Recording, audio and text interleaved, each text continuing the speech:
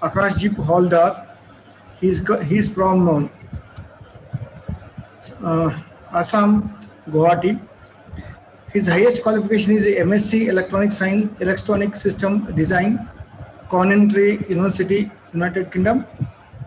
His past roles: TRIZ practitioner at Stanford, France, patent analyst, VLSI verification at Design QOP Labs, Noida. His present engagement is portfolio manager, Howaldar Holdings. His area of interest are investing in Indian and US listed stocks,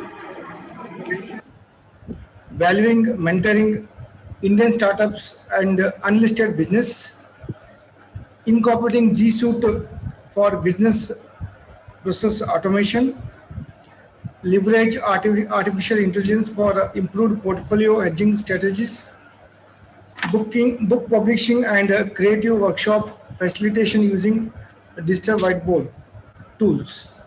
So I welcome Mr. Akashdeep for this next session. Welcome you, sir, once again. You can just start the session, sir. Thank you, sir, for your kind words. Am I audible? Yes, sir. You're audible. Okay. So, I can just share my PPT now. Yeah. Okay.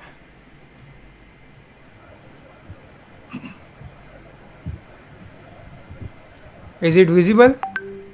Yes, sir, it's visible. Okay. So,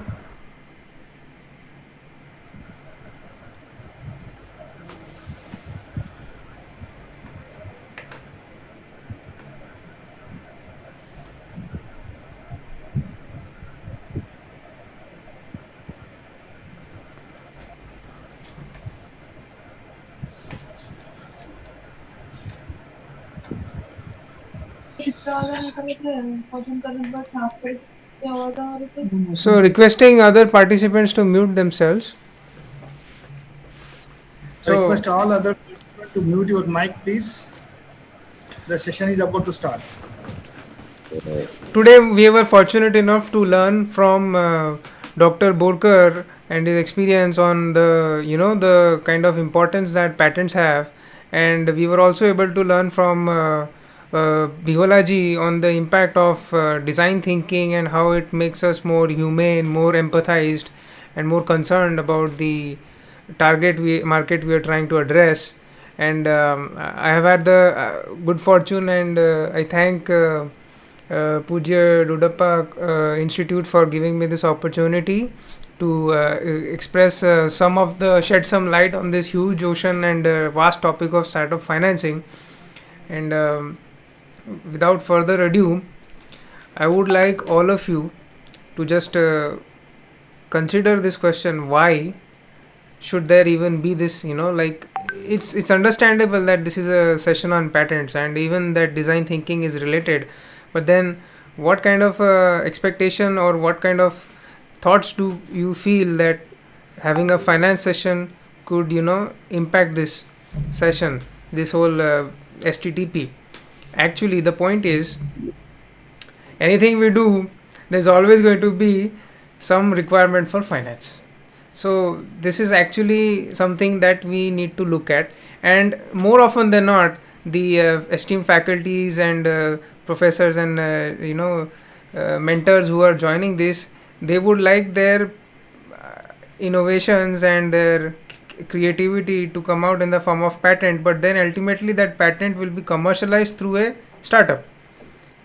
So these are all very closely interlinked topics, and one cannot be looked at without the other.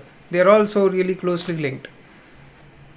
So what kind of finance is better, and which is cheaper, which is riskier? When we say cheaper, I'm talking about a holistic sense. And when I say, we all understand one bank is giving one kind of interest rate for one kind of property, and same bank will give a different interest rate for a different kind of target market. So if the bank feels you are a riskier borrower, you will get a higher interest rate, and vice versa.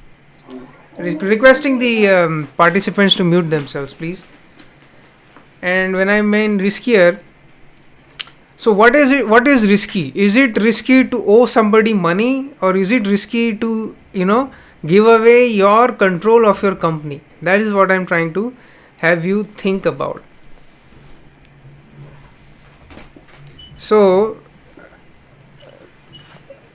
like a lot of people who start their company, they want to be their own boss. They want to have a say in what their vision is, and they want that vision to be translated into something people can use.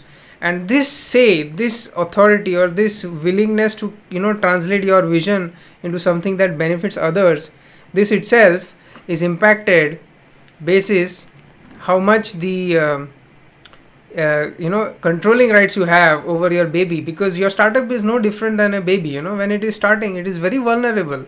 There are so many things that could go in your favor or against your favor, and you need to keep nurturing it. So during the nurturing cycle, how much control you have over it is a function of how much equity you have over it. So from that point of view, if your why, if your reason, if your raison d'etre for doing a startup is to have your vision be available to others, then you need to consider how big of a risk it is to have other investors on board. But then if you think like that, then why would so many qualified people from IITs and IIMs want to dilute their startup? That's another aspect of it. It's a delicate balance. However, in the startup financing community, if you can get debt from somewhere, then most founders, after having scaled up their venture, looking back, every founder has this one regret: if at the early stage I could get more into my business without giving away my equity, without giving away my rights over my company, I would definitely do that. I have met dozens of founders, and I have felt this as a common aspiration, or common thing that they would want to look at. So let's see, there are so many different kinds of opportunities here, and if you see, there is no answerability or liability in the equity financing, but in the debt financing you need to give back that money, but in the grants you don't need to give back that money. So the risk is high for the investor, because in your business, in terms of equity financing, you don't really have to give back the money, but in the debt financing, the risk factor for the investor is lower, because I, as an investor, am not owing the company from which the startup is borrowing. That is the difference when an investor is looking at debt financing of the company. But then again, the interest burden should be payable by the startup. It's like if you invest, and if the startup is not able to commit to its prior debt, and if the interest coverage falls short, then all kinds of problems can happen, like insolvency. In grants, there is no risk factor for the investor also. Then there are pressure for payments, as I mentioned. What the investor is expecting is a exponential return on the capital, like 5 times, 10 times, 25 times, and this is only going to happen through equity. In debt, it's not that exponential.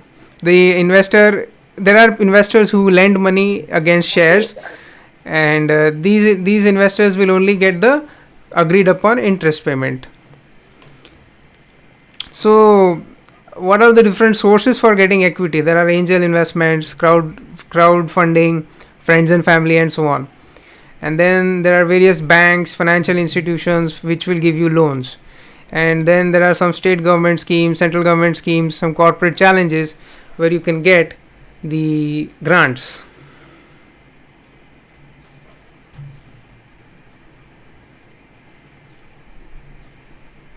So this is one of those grants, the Technopreneur Promotion Program. And it basically looks into technology based innovation, and as you can understand, the idea is to have more Infosys like companies, more techie companies, where a lot of employment will be generated. That is where the government will also look at giving some grants, and the Department of Science and Technology is giving it, and the ticket size is 2 lakh to 100 crores. These are their websites. And then there is the Multiplier grant scheme.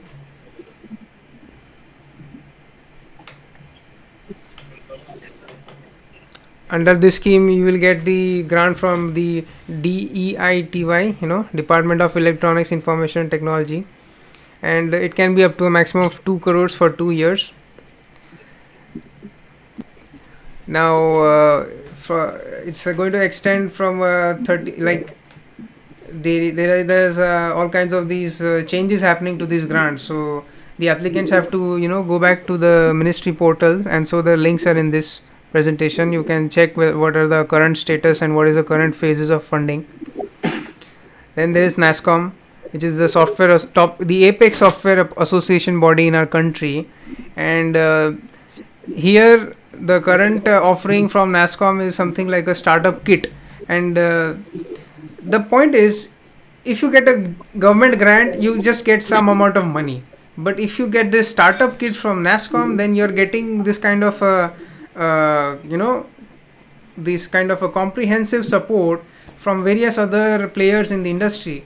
As a startup, you shouldn't think of reinventing everything in your business. You shouldn't think of redoing everything. You have to look at strategic partnerships that will help you to reduce the number of goals that you need to, number of tasks you need to get done. And these partnerships come through other players in the ecosystem, like Amazon Web Services and all these other businesses. You need somebody to help you to collect payments, so the NCC Avenue can help you do that. And so these are all these different companies which will offer you credits, usage credits of their services, and by doing that you can significantly cut down the time to market for your business.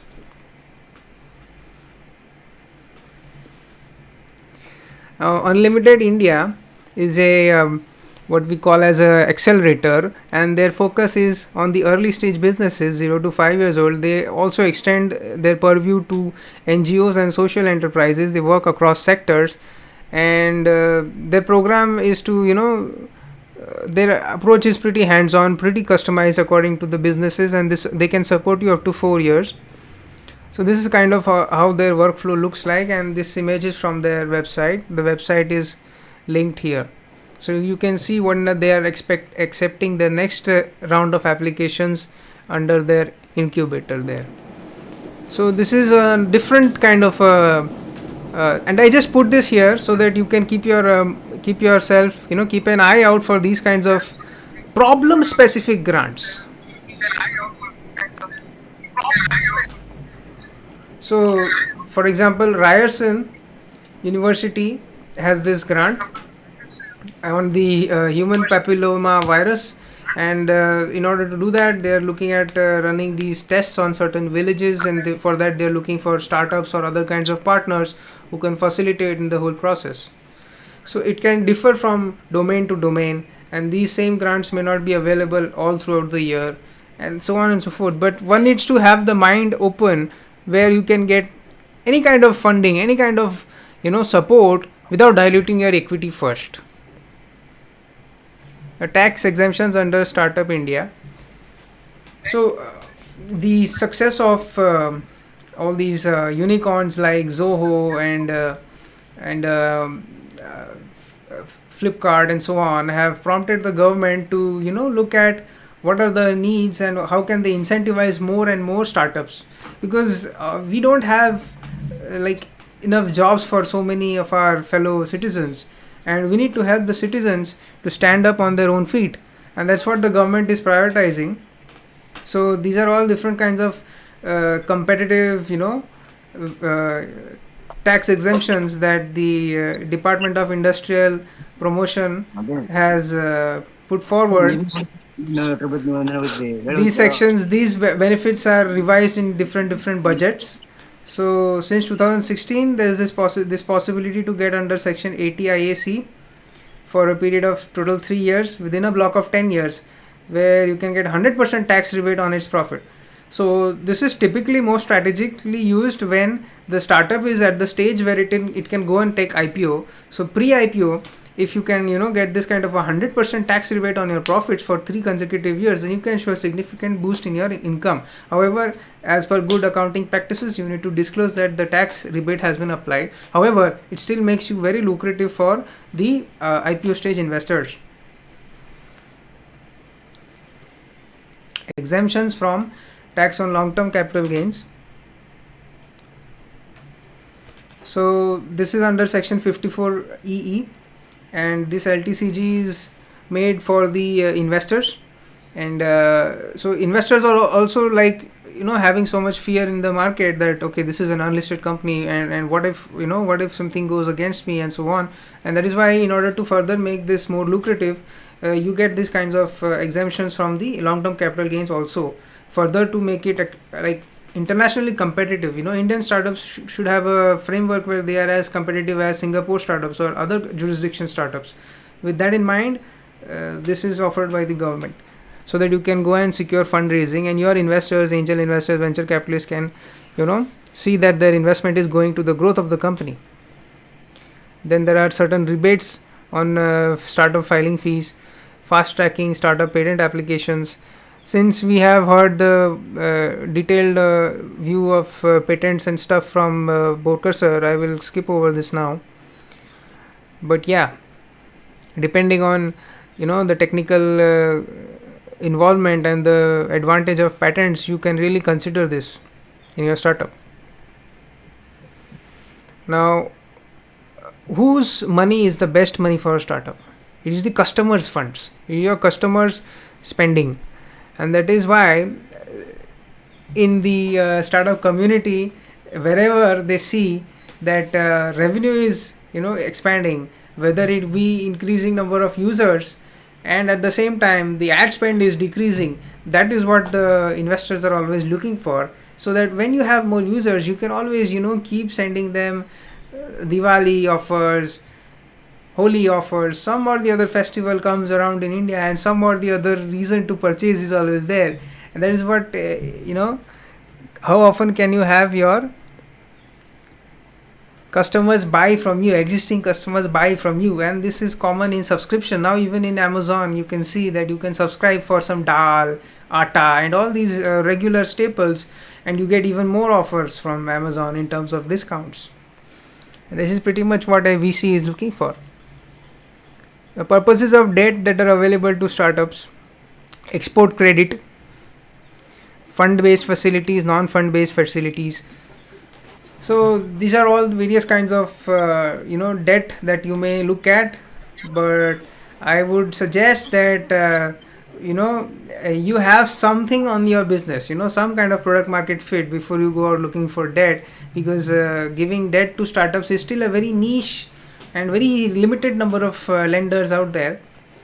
However, once you get venture funding, then everybody starts getting okay, these guys have some traction, some validity in the community, and then getting debt becomes easier. But otherwise it is a little trickier to get debt. So major cities to attract funding. So these are some of the distribution of various cities which have good number of incubation and accelerators.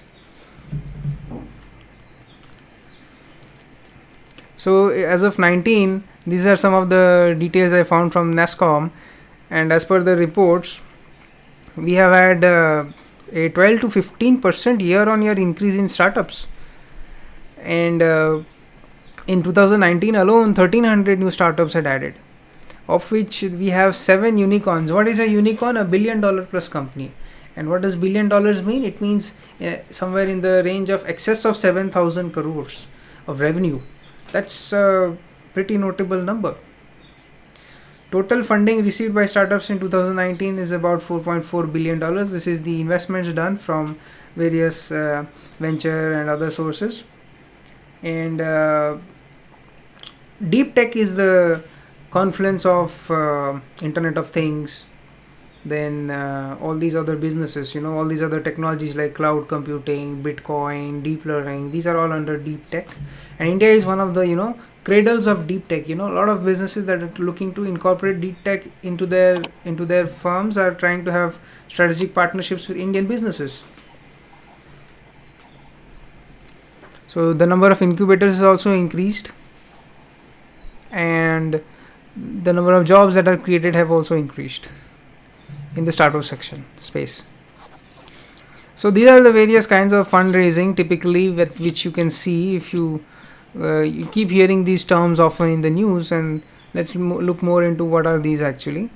So in self-funding, the founder is putting the money from their pocket, from their family, from their friends.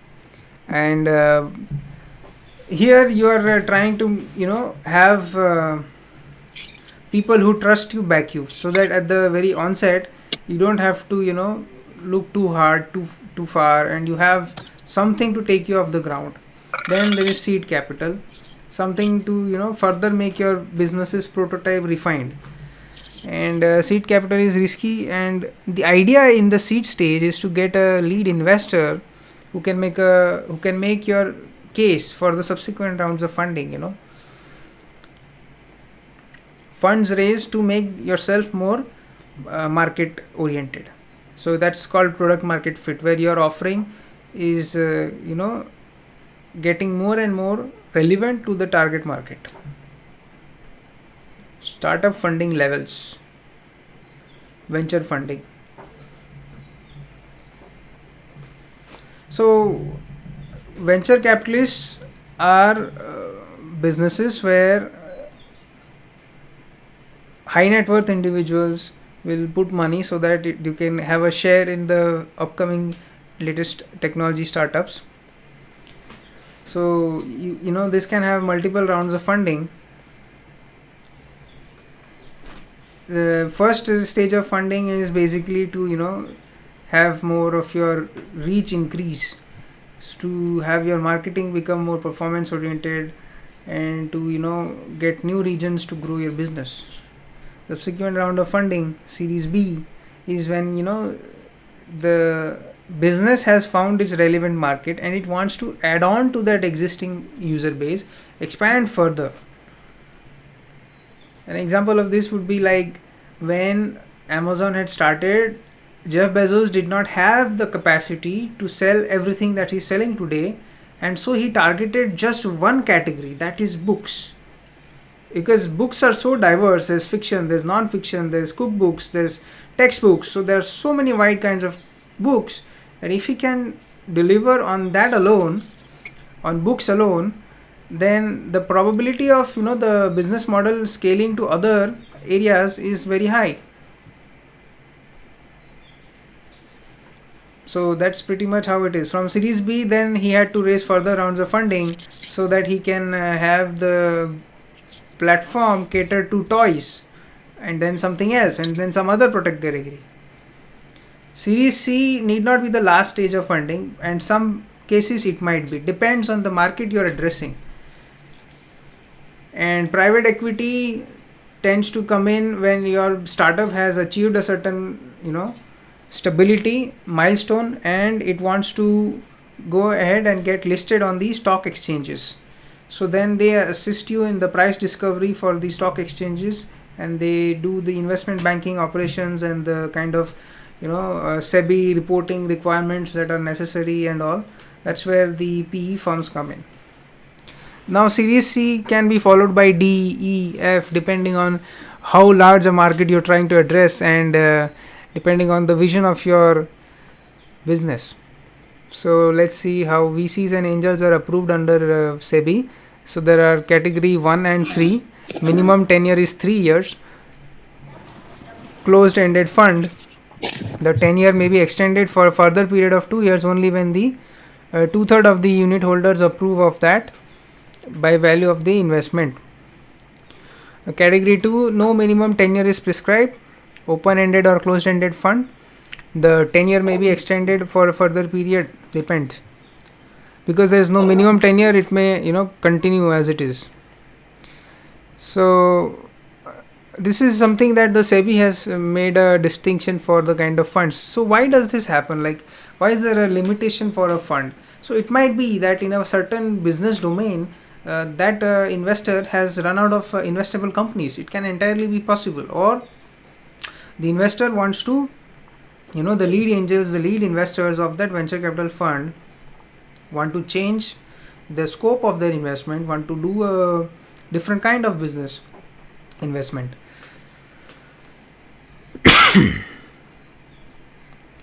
So have a look at the early stage life cycle. This is from Professor Ashwath Damodaran, and he's one of the most reputed people from the New York University who have covered valuation in great detail.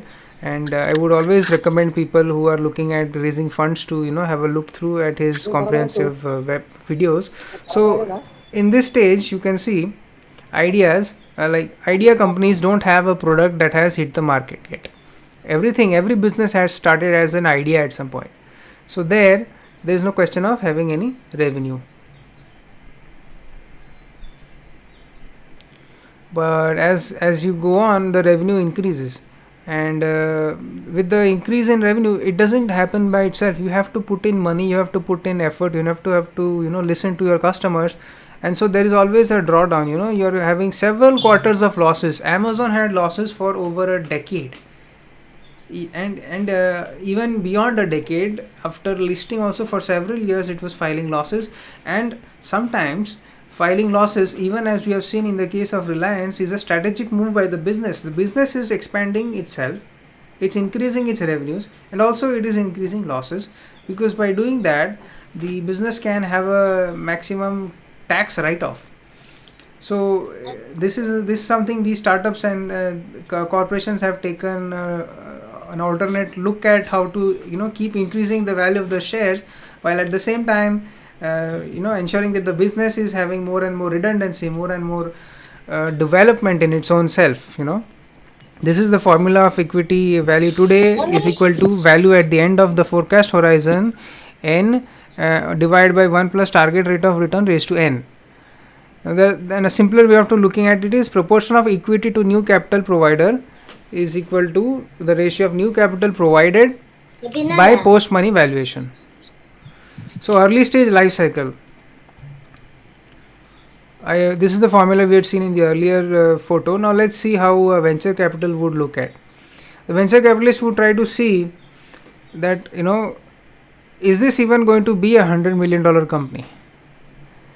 Because if it is, and if I am trying to give a 20x return to my investors, because a venture capital firm itself is borrowing money, it's not borrowing actually, it's accepting investments, is managing the investments of HNIs, so it has to generate a return back to these HNIs, and these HNIs are not looking at a 10 or 12% return from the venture capitalist firm. They have taken so much risk, and as part of that risk they want exponential return. And so the VCs always try to 5x, 10x, 20x. 5 is very rare, it's usually between 10 and 20x. So for this example, consider 20x, 20 times the return the VC is trying to generate for their investors.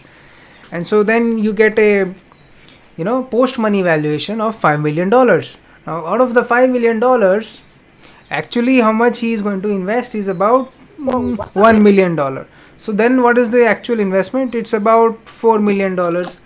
Now this is the pre-money valuation before adjusting for dilution and anticipated dilution of 30%.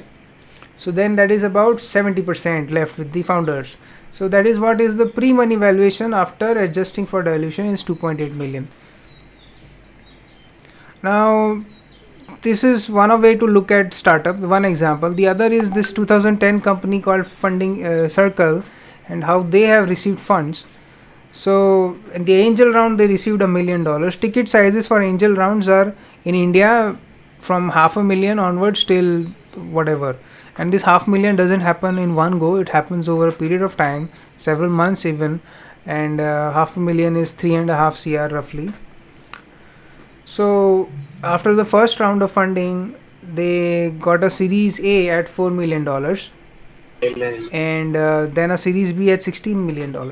Now if you see those numbers in black, that is actually how the business has added value.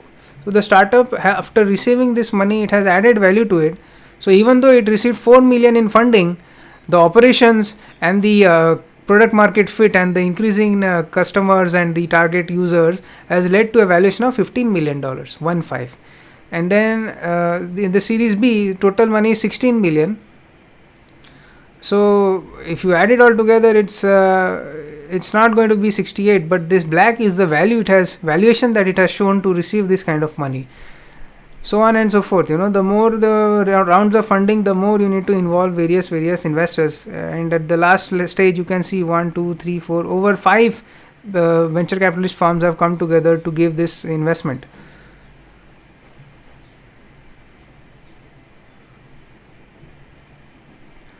Now, these are some common verbs, jargons that you will hear in the funding circle. Total available market. Focus on the total market size, total market divide by size. For example, the LED market. Okay. Then the serviceable available market. Sometimes it's called addressable market, serviceable addressable market. And then this is where you are looking at your part of the total market. So instead of the total market of LEDs, light emitting diodes or bulbs or light sources, you might look at, okay, you are specializing in particular color LEDs. That's a segment in itself. Then serviceable obtainable market is what can you actually obtain from that market, where you look at realistic market share, where you are trying to see for all the various like to sell living color products into the LED market. So various colors that actually people will use. Now, what is unique about our country is that our population is young, it is an asset, and in addition to that, various income stratas are actually growing up. So in 2005, the household annual income less than 15,000, less than $2,300 was 44%. That has been decreasing, and as you can see, the income in 2016 for people in the $2,300 to $15,000 has been increasing. And similarly, you can see people earning more than $15,000 per annum has even increased in 2016, and it is anticipated to further increase in 2025. So that actually makes India an attractive destination for funding. So what are Indian startups doing with all the funds that they raise? So it's built in India, tested in India, but it's actually targeting the world. With Pine Labs, who are doing the payment gateway solutions, payment machines for the point of sale, they have targeted, and in 2019 they went into the merchant space, and then in 17 they have made a partnership with CIMB Bank in Malaysia, and they have for this partnership they have used the investment of $125 million from Temasek and PayPal, and further they're trying to expand their reach to other investment banks, international banks. Practo, the company which is into health tech, they have opened in 2013 in Singapore also, and with 90 million raised from Tencent, Sequoia, Antimeter Capital. So in 2015 they launched themselves in Indonesia, Philippines, and even in Brazil. Subsequently they have raised $55 million Series D funding. Paytm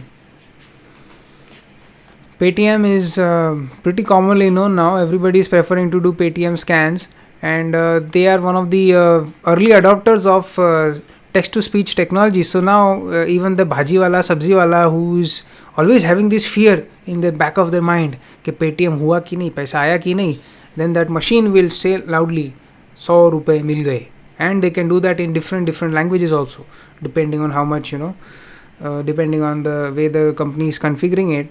So this is one of the usages of IoT technology. So Paytm is also using IoT in order to make their the end users, the merchants who are using them, feel assured that they have received the payment. And it had received a $1.4 billion funding from SoftBank.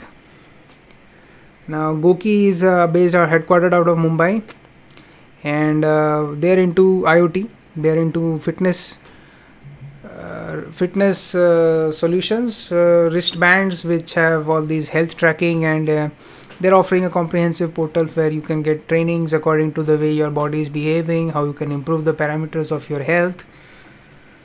And they have partnered with Amazon Launchpad. Launchpad is a special offering from Amazon where they help new businesses to get a special spotlight, so that people who are looking for new products will go to that part of Amazon's Launchpad section and see what are the new offerings in Amazon space. Let's take an example of this addressable market question. Total food market in India is over 43,000 crores as of 2017. Now it must be even larger because our population itself is increasing. And so, what kind of food offering would you target in this huge market? The food industry is organized. It is comprised of unorganized also. Inside organized, there will be full service like Taj, etc. And then there are quick service restaurants. There are bars, lounges, kiosks. So you got to see where is the highest potential to grow. And QSR seem to have that.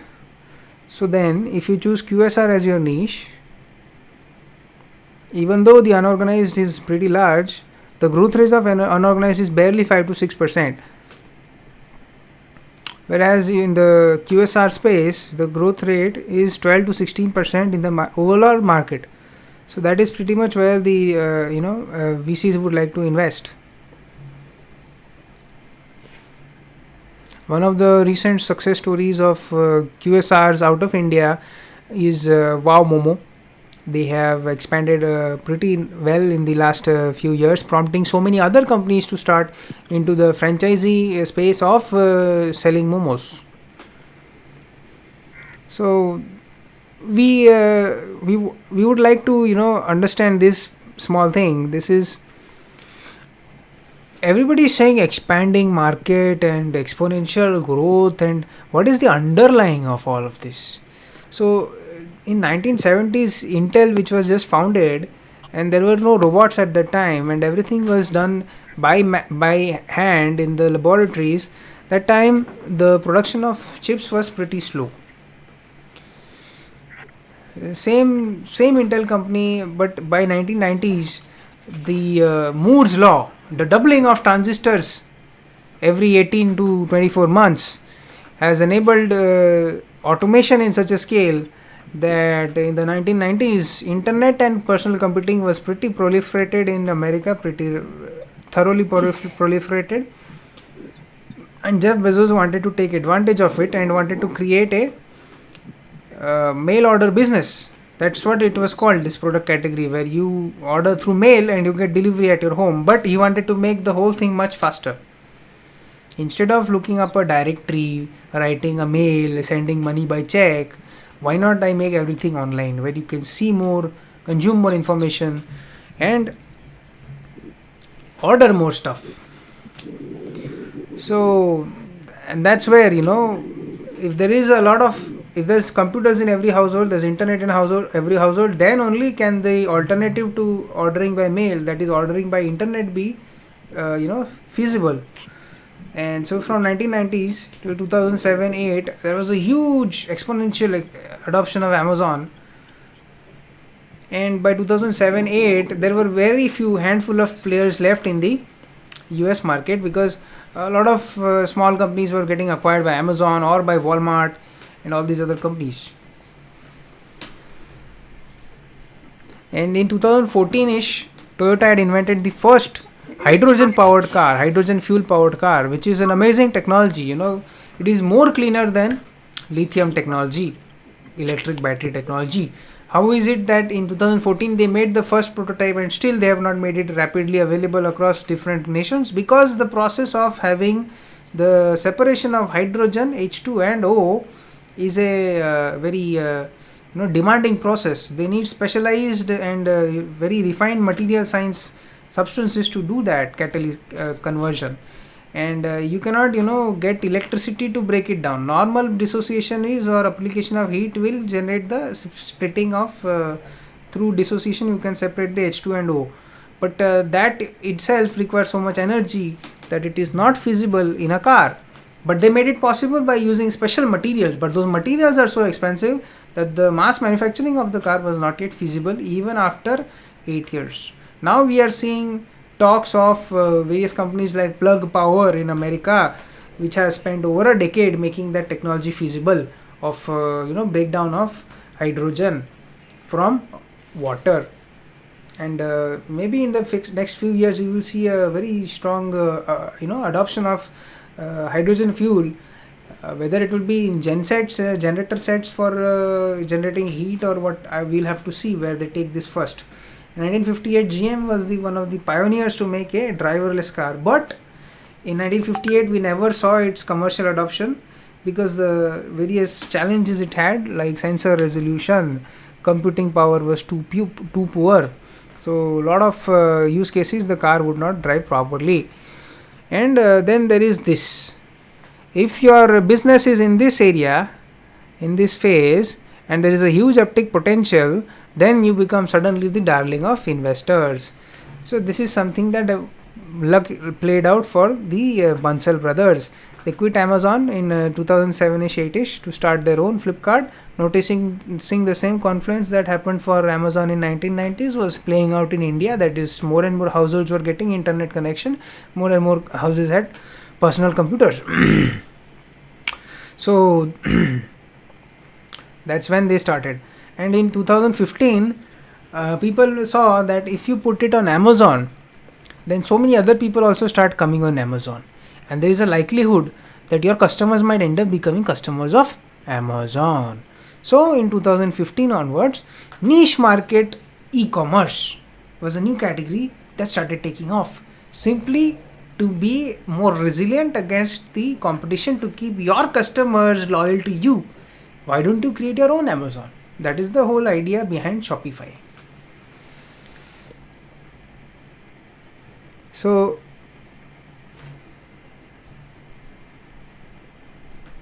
various angel investor networks, priorly they would do direct investment, and that was having a harder time because these direct investments, when they tried to exit, they were not coming under the proper LTCG norms and stuff, and they were attracting somewhat more taxes compared to the other jurisdictions like Singapore and all. And it was also pretty, paperic. The process of closing companies or the process of ending your stake in a company was pretty, laborious. So in the modern route, what happened is the government has given the angel funds various categories, and they have given the up to 200 investors to be allowed in the unlisted private companies, and so on and so forth, with a 1 year lock-in period and within 5 years of the incorporation of the company and all. So these ways the VCs have had more structure for them to invest in India. Some of the organized networks are the Indus Entrepreneur. These are successful Indian origin entrepreneurs in America who want to come back and facilitate creation of companies in India. Wadhwani Foundation, LinkedIn, F6S. These are various organized networks. Then there are Indian angel networks, and there are these angel networks like Indian Angel Networks, Mumbai Angels, Chennai Angels. Angels are people who come at the early stage. There will be 100 people who will invest 2 lakhs each, 3 lakhs each, and then you can raise 2 to 3 crores. Investment platforms like OneCrowd, AngelList, Let's Venture. The benefits of these angel funds: they are completely private, easy and quick investment. Even though it says easy and quick investment, you should keep in mind that this can be a 3 to 6 months period. So you should always start looking for funds before you need the funds. Early access crowdfunding. Now this crowdfunding is another important aspect, and remember I showed you that slide where the best source of funding for a startup is definitely the customer's funds. And what if you have something that is addressing such a pain point, such a need, or such a desire of certain group of people that is so connected to their heart that they are willing to offer you money before they get the product? And we have seen this happen with Xiaomi. They take money from you first, and in their flash sale they take money, and then after a week, after 10 days, in the last 3 years back, they would do this. They would take your money and then they would get the products from China to India. This is also happening, flash sale guide thing. But in the crowdfunding, it is the other way around. It's not a flash sale. You tell upfront that, look, it's going to take me 8 months to build this product. I am somebody so and so. This is my credibility. And looking at my credibility, it is totally feasible for me to build this. If I reach this funding goal, I will take this on further. If the funding goals are less, then the benefits are going to be different. So if the funding milestone of $100,000 is reached, then these early funders will get the product or offering at a 50% off. If 1 million is reached, after the first million fund providers, The next 900 million whoever is providing will get it at 40% off, and the next. So this way there are various kinds of offerings, like all these companies, where you can get the money to build the product beforehand and then build it and provide. So some of the widely known platforms overall is Indiegogo, then startups, Seed Invest, Technology, non-profits, there is Mighty Cause, investing, there is Start Engine, individuals, there is GoFundMe, for creators, YouTube content creators, there is patreon.com. All these websites you can go and start raising funds. And milab.org is and keto.org are some of the Indian fundraising platforms where you can show what your needs are. For example, some urgent surgeries have come up or something, and you have to you're in need of money, then you can probably start your own fundraiser there. Similarly, there is a Fuel a Dream. So different fundraising have different focus. Fuel a Dream is trying to give cycles. They are trying to create a empowerment initiative so that the people who are receiving the thing, they can also become empowered. Like instead of giving fish, you should teach fishing. There are similar kinds of stuff. And then there is Seeders, SEEDRS. This platform is into investing, and they can help you to raise angel investment through crowdfunding. And this is not just limited to Seeders. Then there is this TechCrunch article about a European Passion Capital, which is trying to crowdfund part of its new fund, $62 million. So 3 is company, more than 3 is crowd. And this is something that is one of the only few, I would say, consequences of crowdfunding. In crowdfunding, you are able to receive money from average Joes. So they will not be as competitive about valuation as an angel or a venture capitalist.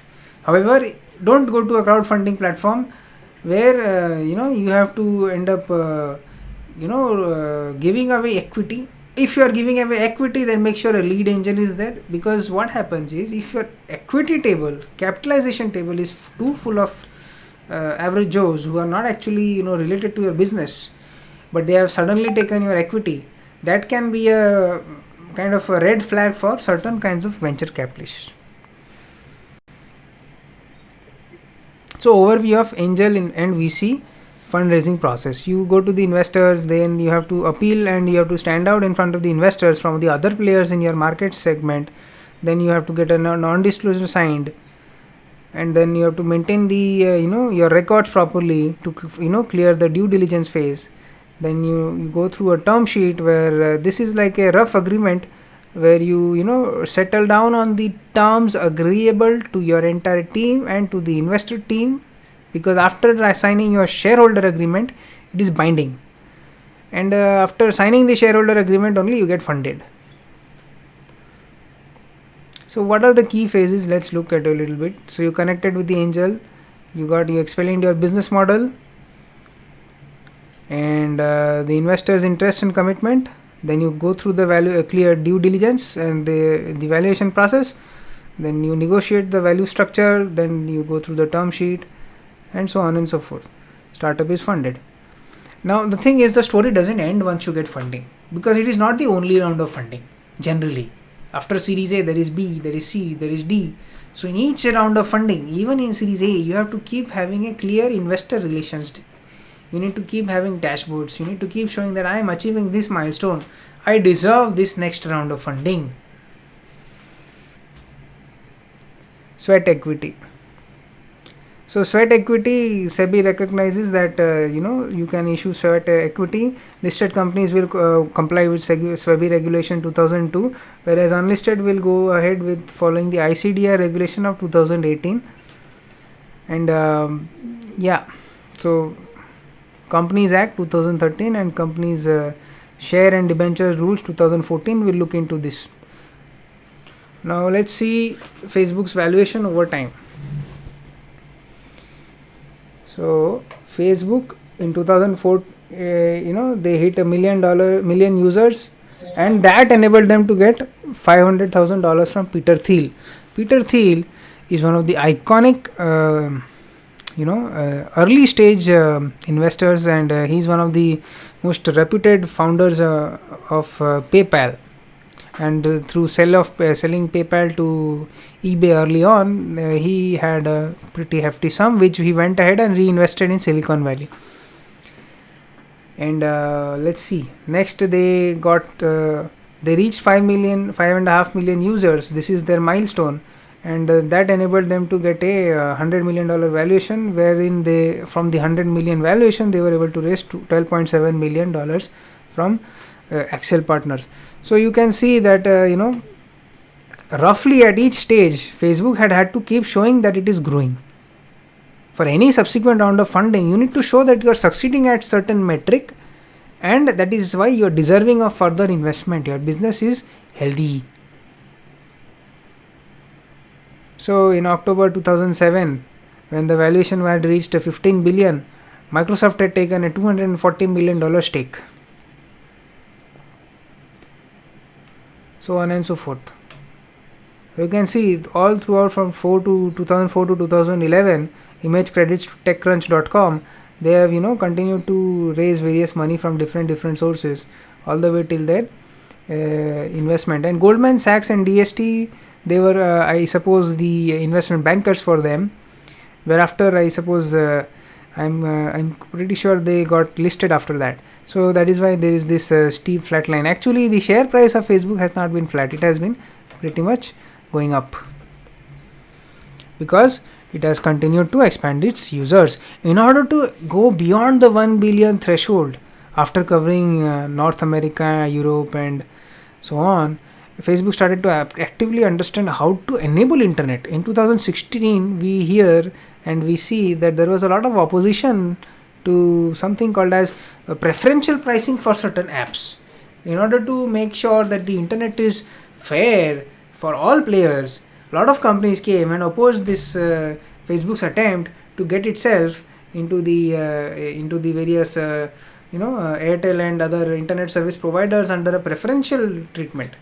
So that didn't happen, but still companies like Google and all, they have come out with various balloons, IoT balloons, which can enable the proliferation of internet even in cities where there is not a single fiber connection or even a cell tower. So it is a very important thing that these companies have made a point to expand the internet itself to include the poorest people, because by doing that they will get more and more data points, and acquiring new users is a huge metric for the valuation of these companies.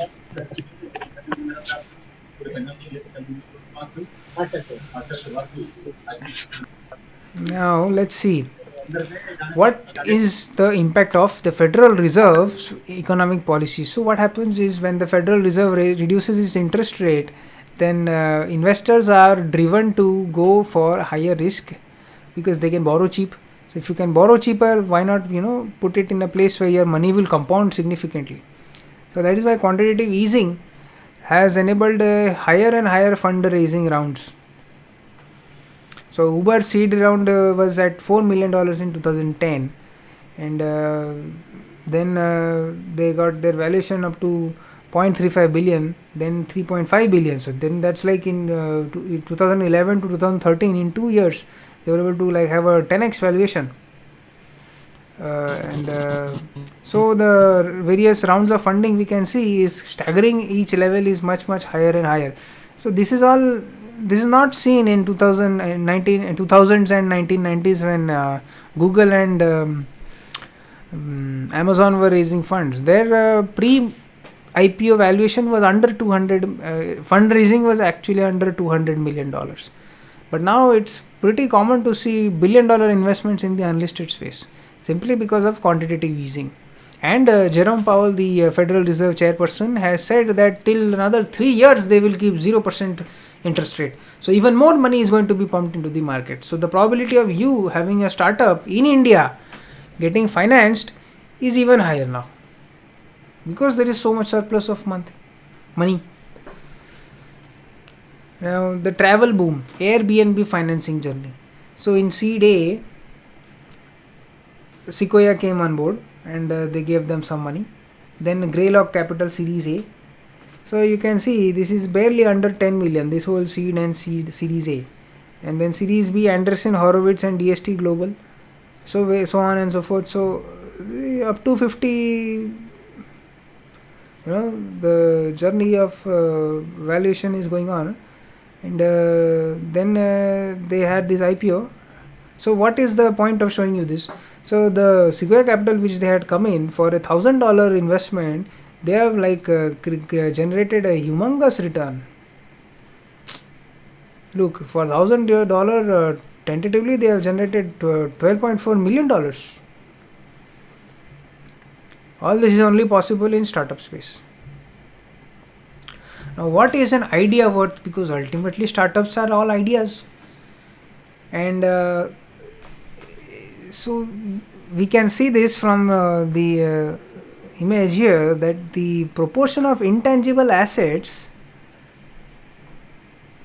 and tangible assets has been differing and changing, and there's been this shift. Okay, so the tangible intangible, there is a huge thing, because see, if you look at Nike doesn't own factories in America anymore. Its factories are all over the world. Then what is making a Nike shoe worth hundreds of dollars compared to the normal Chinese made shoes? It is that one ticker symbol. So the importance for a startup, the protection of the idea, is through intellectual property protection significantly. So the billion-dollar firms by industry, if you see, early on I showed you that graph where the proliferation of internet and computers had allowed Jeff Bezos to completely dynamically change the mail order business over its head and make it a mail over internet, order over internet business. And similarly, a lot of other businesses have found this exponential growth. Now if you think Uber is not a car ride hail company, it is a software company that is in the that is doing some car ride hailing. Similarly, if you look at Zomato and all, they are not a food delivery company. They are a software company that have chosen to work with food somehow. It's like this. So that is why in the software sector you will see the largest number of billion-dollar firms, because software has a huge reach. It can continuously become a part of our daily lives. How many times will you buy a car? You will buy a car once every few years until the old car reaches its end of life, which can be anywhere between 8 to 15 years. What is your incentive to get another car? Unless of course you get a promotion and then you feel that this car is not commensurate with your current position in your company and you are required to get rid of it. That is again a good thing for you, congratulations. But unless something like this happens, it's unlikely that you'll get a new car. But with the software and with something that you interact daily, it is very likely that you'll get a new promotion or a new offer and you might even buy it. And that is what is the whole idea behind big billion-dollar days, to change the behavior of the customer itself, to make the customer more prone or more willing to go after offers.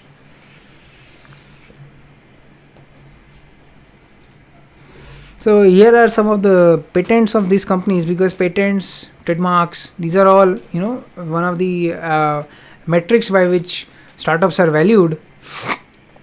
And these companies which I have mentioned, they are all pretty nascent, and they have like less than 20 years in history. Some of the companies may even have reduced their market share now, like Groupon, but the others are still around. So these are various years and IPO valuations and the US applications of patents. We can see that Facebook is leading the pack. 2016-17 estimated brand value, so that, like I said, the Nike ticker symbol and so on and so forth, the name of the company, it matters. Even now, if you see, a lot of housewives would be willing to have LG or Samsung brands in their kitchens and as a washing machine compared to some unknown company brand, and so on and so forth. So brand is very important now. Protection of trademark is very important now. That is, like, brand value itself is in the billion-dollar range. In 2019, it is like the top 10 having the 50% of the total table of top 100 brands valued this year, the 1920 cohort. Apple leading the pack.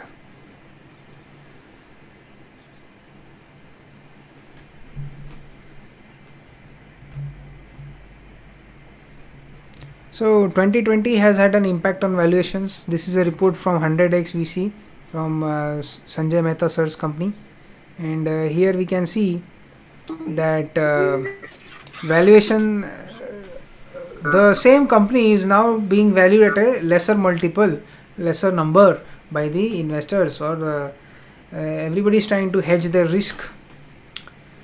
Investor interest in crisis benefiting sectors has shot up like anything, anything that can be happening over the remote through internet without requiring physical interaction, which can be consumed sitting at home. These kind of businesses have suddenly got even more importance.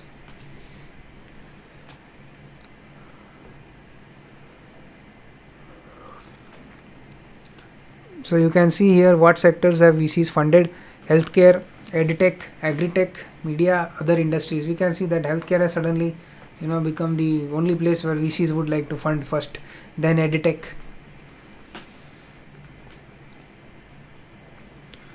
Timing and priorities, importance. So cutting costs has become a big priority, and through cutting cost, increase runaway means the number of months you can keep your business alive without depending on another round of funding. And limit market expansion, because if you want to expand your market, you have to go after new people, you have to give more advertisements, or give more referrals, or give more freebies, or give another kind of incentive, and that kind of expansion in the last year was really discouraged by the investment community. Similarly, how much time has it taken to raise fund? Anyway, I was telling it takes 3 to 6 months to actually secure funding, complete a round of funding, and that has also seen an increase in the last year. So common pitfalls when fundraising: founders working on a highly techy idea which is not understood by people in the domain, and they are too fixated on the how to instead of why. So this is something that is engineering founders are most likely to fall prey to this. Suppose you have a very exciting technology which can create a 3D hologram, but you don't know why, why should somebody pay $10,000 or thousands of dollars for a 3D hologram. And that is how it becomes very hard to raise funding. But if it is really technically sophisticated, you will not have copycats. That is good. But if it is so technically sophisticated that investors don't understand, then you will not get investors also. Then what other barriers happen? So you are reinventing everything. If you do everything from zero, I said in the NASCOM slide also, you have to be agile, and you have to try to get your offering out as often and get as much feedback, so that you don't end up doing something that is like nobody's understanding, and you did that and it was your own technological mastery and fully perfect and everything, but then it went on and on and on, and nobody was interested in it. That is one of the things. So you shouldn't reinvent everything. You cannot do everything DIY. Your minimum viable product launch needs to be fast. This is one of the things that VCs will see. How fast are you reiterating and getting customer feedback? Then employee selection, just because somebody was the head of Parley or Hindustan Unilever and head of marketing and all, they have a very high achievement and very high expectation.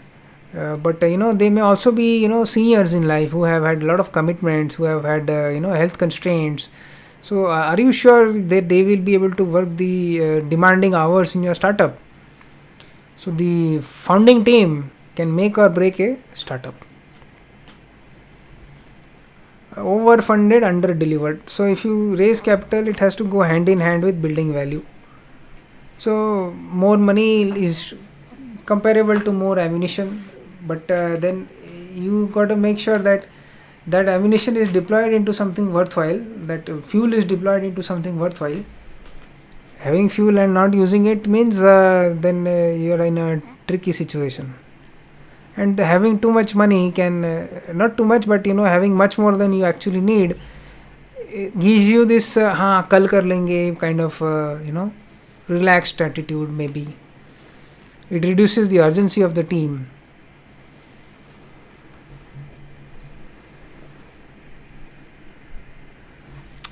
So this is a classic design conundrum photo that has been circulated in the community. And customer explained something, and the customer project leader understood it as something else, and engineer designed it as something, programmer expected something else, sales made it look something else. Every department, when it is done in when it is working in isolation, these kind of blunders can happen, and this is a big red flag. Most investors will be away from such companies. So if you have funding and you blow it up into something like having a fancy office and doing too many promotional party events for your business, then it will be hard to get the next round of funding, because you got to be able to show that using this round of funding you have achieved these milestones, not achieved a list of people who are not buying your company and not buying your offerings. So if you have a very big end user customer, and that end user customer is having only one particular requirement, and it is a very demanding requirement, all your entire team is fully engaged into that requirement solving only, and it has no time to validate other markets or other users or expand itself, then you will from a startup you will suddenly become a contractor of that large company. If the investment community sees that you are not a startup, that is you cannot scale, that is you have become a contractor of a very large company, then it will be hard to get further rounds of funding.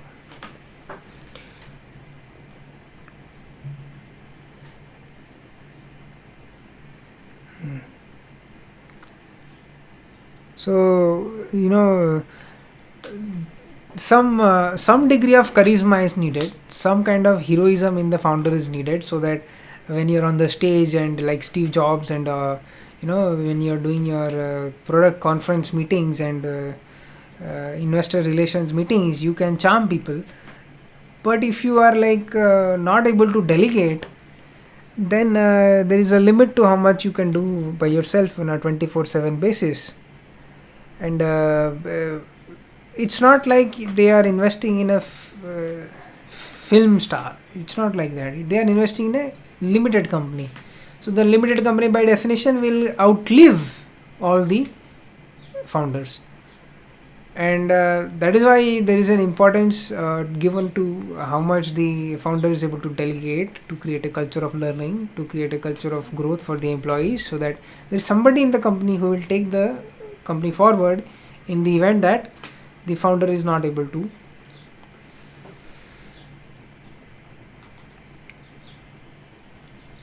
So mismatched investor profile can be a really tough choice going forward. Certain investors will expect returns in a shorter time frame, and if they are not communicated properly, then they may not be willing to let you raise new rounds of funding until you have satisfied their prior expectations. Because every round of funding in essence is diluting the share ownership of the earlier investor. So you have to be very transparent about what your expectations are, that you want other rounds of funding, and that is pretty important. So am I audible? Yes, you are. Okay. Thank you. Okay. So the quantum of investment should not be the only criteria. You have to make sure that people who are okay with your choices and how you run the company are on board. But still to some extent you have to take the ideas and the course corrections that your investing team is giving, so that you can have this jugalbandi going on. So income generation versus generational wealth, it can be very enticing to start having a higher salary, a better car in the early stage of the business, and then the pool of equity. So if you have a 3 CR fundraise, and if you start using it for your own needs and putting it under the company's accounts, number one, your investors will be upset with you, and it will also be prohibited in some or the other way in modern shareholder agreements, so you'll not be able to actually get away with it. But let's say in the off chance that your SHA was lax and you got away with it, and you're somehow taking advantage of the company's funds and applying it for your own personal choices, it's a big red flag in the next round of funding. Because as you keep increasing the rounds of funding, you're diluting, and as you are diluting, then the opportunity to have generational wealth also is coming down, because your share of the pie is coming down. So you have to always keep balancing both of the requirements. So you cannot have this also, that also, there also, everywhere, because you have a small team. So if you go for a scattershot approach, you will not be able to build your name in any one vertical. So like in Amazon's case, they had to first build their name in the book delivery, book purchase over internet vertical. Then they could introduce new verticals like toys and utensils and so on and so forth.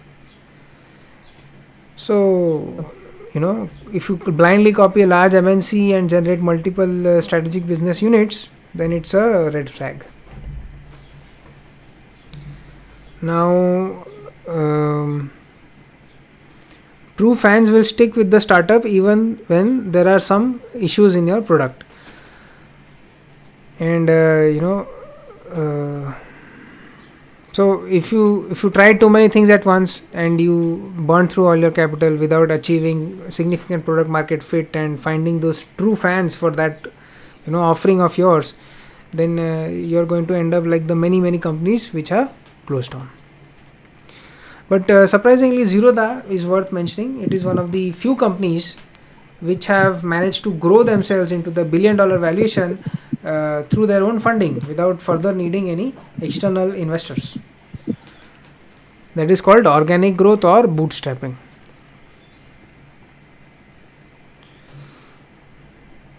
So just to get idea from our sir, how much more time should I have? Like hardly 10 minutes more. 10 minutes. Oh, okay, 10 minutes more. Got it. So it's important to note that your business, if it is too easy to copy, then you will be flooded with competitors, and then the lifetime value of each customer will be coming down, because each competitor will come, give them an incentive, then the customer goes to them, your customer goes to the competitor, then the lifetime value contribution of that customer to you is coming down. So you should not be in a niche which is very easy to copy. Then what will stop others from copying? So one of the things is like I said, trademarks and other such intellectual property things, protections. These are moats. Now what are the other moats? So intangible assets, I have said that, and a switching cost. So right now a lot of companies will not switch from Microsoft Office at all, even if there is a free offering like OpenOffice, because the company has structured its internal collaboration based around Microsoft. And if the documents get garbled, or there is some kind of formatting error or some kind of commas missing here and there from some important transaction reports and all, that will cause a huge problem for the business. So there is a switching cost.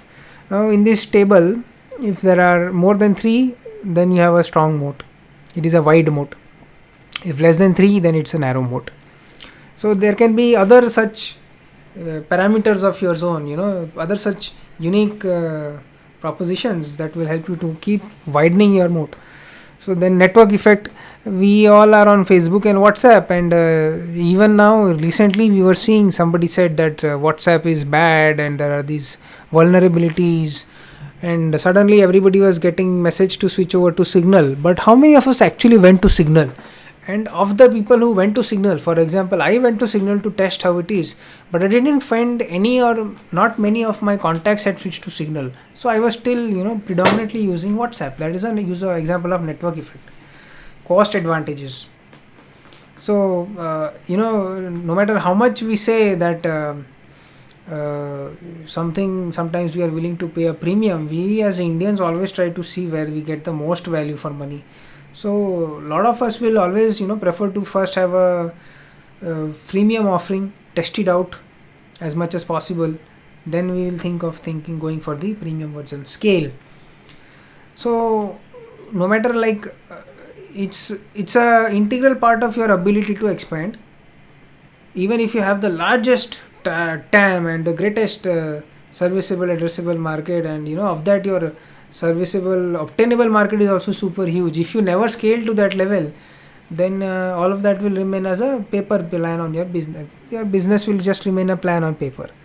So ability to scale is also important. Now, what is a crowded capitalization table that I mentioned earlier? That if you have too many investors who have made very small investments, but you have given them special rights, preferential voting rights to secure the investment, that will stop the VCs from being a part of your business. Elevator pitch. So if you want to raise funding, this is a very commonly discussed conversational topic in funding circles. You are not going to get the whole 1 hour. Rarely will you get 10 minutes with a venture capitalist. Rarely. Mostly venture capitalists will not even invite you to talk to them. You will be ending up sending your business plan or your pitch deck to so many firms, and you'll have to keep sending further important milestones that you've achieved again and again. So maybe you can find a VC on the airport or any other place in the elevator. So then you have to pitch your business offering in such a way that they understand what is the benefit, who are the target users, and what are you improving, what is unique to you, and in which problem domain are you doing this, and what is the ultimate desired outcome. For example, myoffering.com saves marketeers time by eliminating tediousness, in which area, using the unique ability data gathering and formatting, that is to create beautiful marketing reports in less than 30 seconds. Somewhat like this, you need to be crisp. This is called elevator pitch. Products versus business. You can have one offering, then it becomes a product. But if that product is interlinked with so many other things in the back end, then it becomes a business. So users of who getting entertained on Facebook are taking it as a place to have fun, but advertisers are taking it as a place where they can get usage behavior that users also are not knowing, but that they are revealing to advertisers. So convey what is searched for. Like I said, the TAM, SAM, all these unique things you have to convey to your venture capitalist. Not the technical uniqueness that you've achieved and that on all. That can happen later stage. Due diligence has various aspects: business, financial, legal. You will have to explain all this at some stage, but not at the start. Term sheet. Term sheets can have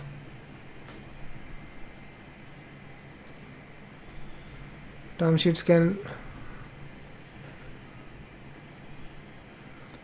term sheet, I said earlier, it is the rough version of your SHA. You need to put all your expectations out on the term sheet, and the shortcoming is that you'll have to go through all of that again in the SHA. So if it is rough, it has to be made fair. That is one of the main shortcomings. All of this again you have to go through, but in the term sheet, if you have agreed upon some things, then the SHA will become much smoother. So all the kinds of information and what you are going about doing, and at what stage what money you will raise, and then after money how you will spend it, and all these things you will have to mention. Survivorship, confidentiality, buyback, tag along, drag along. Clauses also have a distinct place. So if you are restricting the startup from seeking other investments until this round of funding is complete, what happens is you will raise a term sheet from one place, show that term sheet to another venture capitalist, attract their attention, improve the valuation. So what is happening? The startup has not achieved milestones, but it has managed to achieve a higher valuation.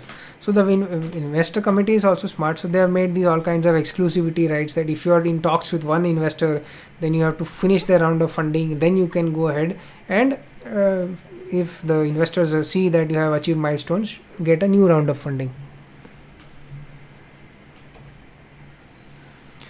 So shareholder features, well, this is something that you will have to go through. Shareholders are a very long and comprehensive topic. So management rights is something that any investor will try to secure. So the CCPS, compulsorily convertible preference share, that you are giving to the investors who are coming on board, makes them empowers them to change you from management. So that is why it's very important that you should only involve investors who will let you be in the management even when for several months your business is not exactly doing what you said it would do.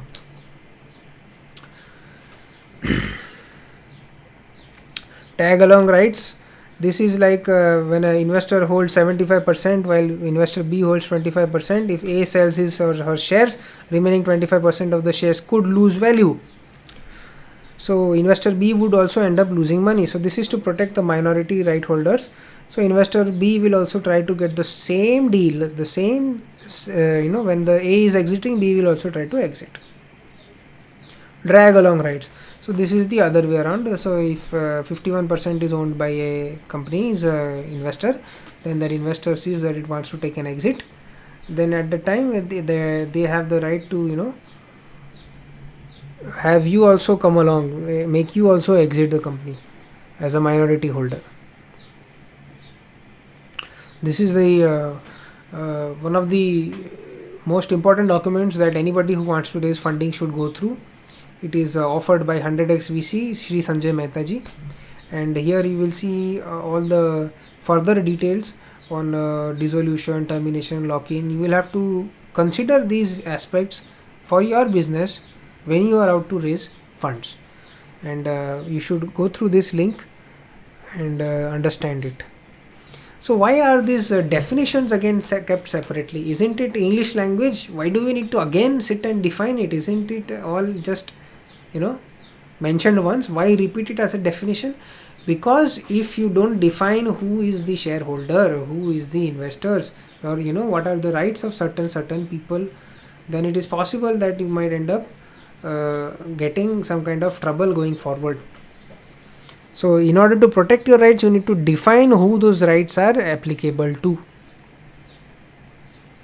Thank you for your kind attention.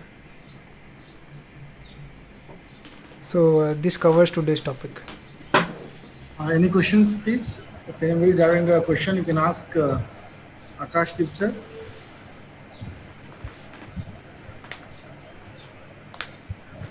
Yeah, I'm Sushant Mansukar here from Mumbai. It was really a very dense and immense, informative presentation. Thank you. I want to ask, can you please go on the slide wherein we have mentioned that how the cycle of investor goes? Means if we want to take a fund from the investor, how the cycle goes? Can we have that slide? This one? Funding levels. No. The how NDA agreement is signed and then it is goes like this. Okay.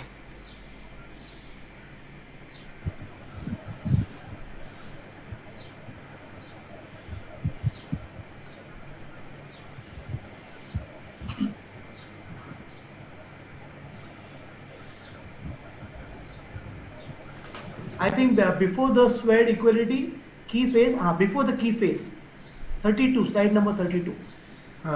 Right. Yeah, I have a question over there. Okay. Yeah. Now here, as you have mentioned that NDA and integrity across records. Now here, if what should be because major of the shares the investor might ask. So normally, what should be the framework? Should be 50-50, 60-40, 51-49. Acha, now that depends on what is the amount of funding you're